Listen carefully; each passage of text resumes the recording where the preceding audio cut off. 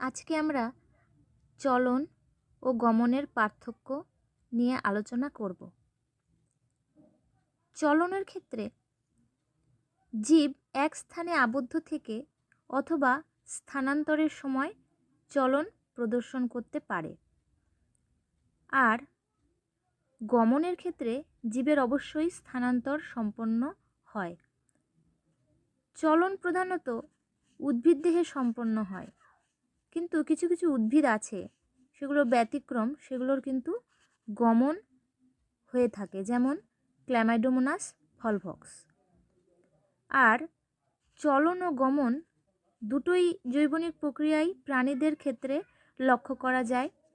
এগুলোতেও ব্যতিক্রম আছে, যেমন স্পঞ্জ, সাগর কুসুম, এইসব প্রাণীরা গমন করতে পারে না।